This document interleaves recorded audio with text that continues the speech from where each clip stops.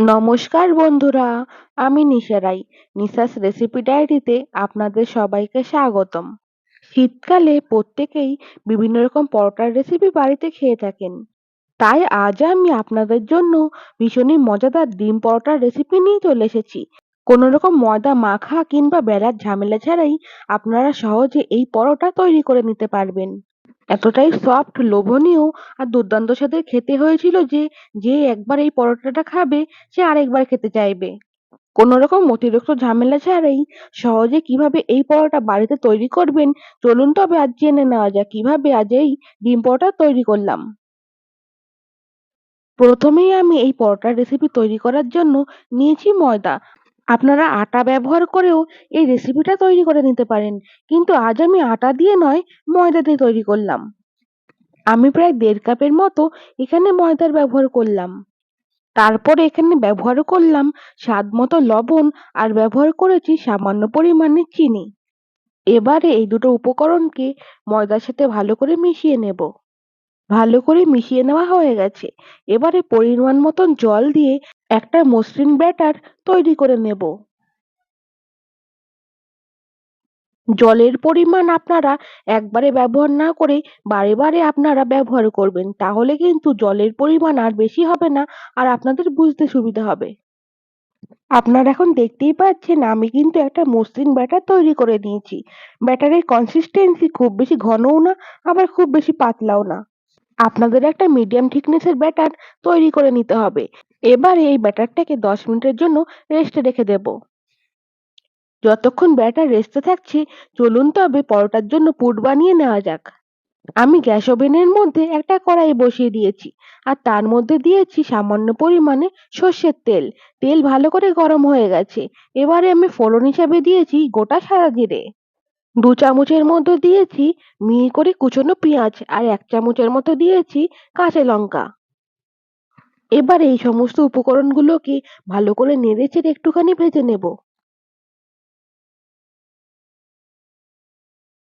এবারে এখানে ১/৪ চামচের মতো দিলাম আদা আর কাঁচা লঙ্কার পেস্ট। এবারে নেড়েচেড়ে আদা আর কাঁচা লঙ্কার পেস্টটাকে সমস্ত কিছুর সাথে নেড়েচেড়ে একটু কষিয়ে নেব। আপনারা তো অন্যভাবে ডিম পরোটা খেয়েছেন, কিন্তু এইভাবে একবার খেয়ে দেখুন, ভীষণই দুর্দান্ত খেতে হয়। এখন একে একে কিছু গুঁড়ো মশলার ব্যবহার করব। সবার প্রথমেই দিয়েছি ১/২ চামচের মতো জিরের গুঁড়ো। তারপরে এখানে ব্যবহার করলাম ১/২ চামচ ধনের গুঁড়ো, আর রঙের জন্য ব্যবহার করলাম ১/২ চামচের মতো হলুদ গুঁড়ো।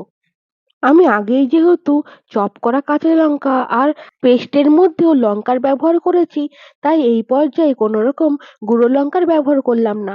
আপনারা চাইলে করতে পারেন। এবারে এখানে দুটো সেদ্ধ করা আলু ব্যবহার করলাম। আমি ভালো করে গ্রেটারে গ্রেট করে নিয়েছি। এবারে সমস্ত মশলার সাথে আলুটাকে ভালো করে মিশিয়ে নেব। ভালো করে মিশিয়ে নেওয়া হয়ে গেছে। এখন দিয়ে দেব স্বাদ মতো লবণ। লবণ দিয়ে ভালো করে নেড়েচেড়ে আলুর সাথে মিশিয়ে নেব। এবারে এখানে দিলাম সামান্য পরিমাণে ভেজে নেওয়া চিনেবাদাম। বাদাম দিলে খেতে ভালো লাগবে, তাই আমি এখানে ব্যবহার করেছি। এটা অপশনাল, আপনারা চাইলে স্কিপও করতে পারেন। এবারে আমি এখানে সামান্য পরিমাণে কাসুরি মেথি পাউডার দিলাম। এতে কিন্তু খুব সুন্দর একটা গন্ধ বের হবে, আর ফ্লেভারটা অনেকাংশে বেড়ে যাবে। আপনারা এখানে কাসুরি মেথির পরিবর্তে কুচনো ধনেপাতাটা ব্যবহার করতে পারেন। আর সবশেষে আমি ১ চামচের মতো টমেটো কেচাপ দিয়ে ভালো করে আলুর এই পুরটার সাথে মিশিয়ে নিলাম। এতে কিন্তু পুরটার টেস্ট অনেকটাই বেড়ে যাবে। আমার পুর বানানো একদম কমপ্লিট। এবার আমি অন্য একটা পাত্রের মধ্যে তুলে নেব। যেহেতু আজ আমি ডিম পরোটা তৈরি করব, তাই একটা বাটির মধ্যে দুটো ডিম ফাটিয়ে নিয়েছি। এখন একে একে কিছু উপকরণ এখানে ব্যবহার করব। সবার প্রথমেই দিয়েছি কুচনো পেঁয়াজ। তারপর ঝালের জন্য এখানে ব্যবহার করলাম কুচনো কাঁচা লঙ্কা, আর সবশেষে এখানে কিছুটা পরিমাণ কুচনো ধনেপাতার ব্যবহার করলাম। সামান্য একটু নুন দিয়ে সমস্ত উপকরণগুলোকে ভালো করে ডিমের সাথে মিশিয়ে নেব। আপনারা এখানে সামান্য পরিমাণে গোলমরিচের গুঁড়ো আর সামান্য পরিমাণে আমচুর পাউডারও ব্যবহার করতে পারেন। সমস্ত উপকরণগুলোকে ডিমের সাথে ভালো করে মিশিয়ে নেওয়া হয়ে গেছে। চলুন এবার রেসিপির পরবর্তী পর্যায়ে যাওয়া যাক। আমি আগে থেকে যে ময়দার ব্যাটারটা তৈরি করে রেখেছিলাম, সেই ব্যাটারটা ১০ মিনিটের মতো রেস্টে রাখা হয়ে গেছে। চলুন এবার এই ব্যাটার থেকে পরোটা তৈরি করে নেওয়া যাক। পরোটা তৈরি করার জন্য আমি গ্যাস ওভেনের মধ্যে একটা তাওয়া বসিয়ে দিয়েছি। আর তার মধ্যে খুবই সামান্য পরিমাণে তেল দিয়ে দিলাম। এখানে খুব বেশি তেলের ব্যবহার করার প্রয়োজন নেই। তেলের পরিমাণ খুবই অল্প করে ব্যবহার করতে হবে। তেল ভালো করে গরম হয়ে গেছে। এবার আমি ময়দার ব্যাটারটা দিয়ে ভালো করে চারিপাশে ছড়িয়ে দেবো। বেশ পাতলা করে দিতে হবে। একটা পরোটা তৈরি করতে আপনাদের প্রায় ২ থেকে ৩ মিনিটের মতো সময় লাগবে। গ্যাসের ফ্লেম আমি কিন্তু এই পর্যায়ে লো টু মিডিয়ামে রেখেছি। আর পাতলা করে দেওয়ার ফলে খুব তাড়াতাড়ি কিন্তু এক পাশটা হয়ে গেছে। এবার আমি অপর পাশটা উল্টে দিলাম। কোনো রকম মাখা কিংবা বেলার ঝামেলা ছাড়াই কত সুন্দর আর কত অল্প সময়ে পরোটাগুলো তৈরি হয়ে গেল। আমার একটা পরোটা তৈরি হয়ে গেছে। আপনাদের বুঝতে যাতে অসুবিধা না হয়, তাই আমি আরেকটা পরোটা আপনাদেরকে তৈরি করে দেখাচ্ছি। ব্যাটার দিয়ে খুবই আলতো হাতে ব্যাটারটাকে তাওয়ার চারিপাশে ছড়িয়ে দেব। বেশ পাতলা করে কিন্তু ছড়িয়ে দিতে হবে। পরোটার এক পাশ হতে প্রায় ১.৫ মিনিটের মতো সময় লাগবে, আরেক পাশ আপনাদের ১ মিনিটের মতন সময় লাগবে। সম্পূর্ণ পরোটা তৈরি করতে আপনাদের মোট ২.৫ মিনিটের মতো সময় লাগবে। আমি একে একে সমস্ত পরোটাগুলো তৈরি করে নিয়েছি। আপনারা এখন দেখতেই পাচ্ছেন কত সুন্দর দেখতে হয়েছে। প্রত্যেকটা পরোটা কিন্তু একেবারে তুলতুলে নরম কাগজের মতন তৈরি হয়েছে।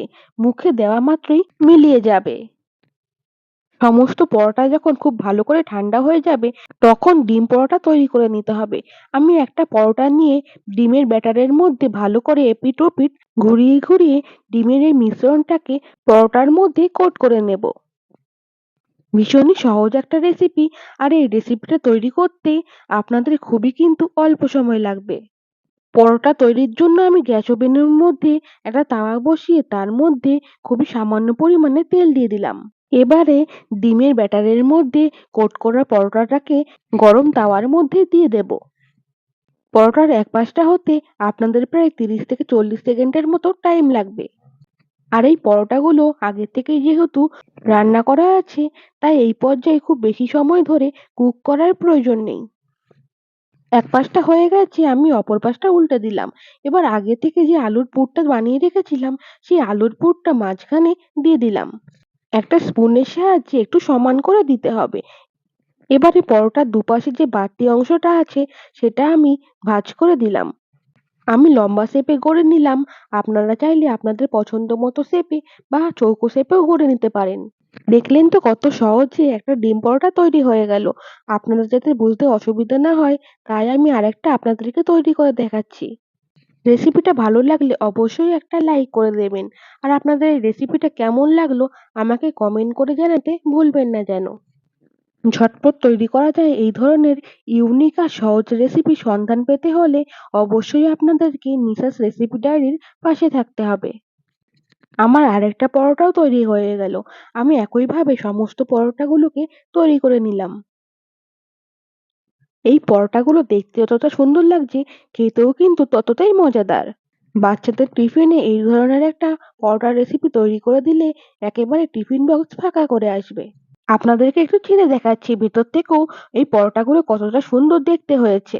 রেসিপিটা আজ এই পর্যন্ত। দেখা হচ্ছে পরবর্তী কোনো রেসিপিতে। সকলে ভালো থাকবেন, সুস্থ থাকবেন। ধন্যবাদ।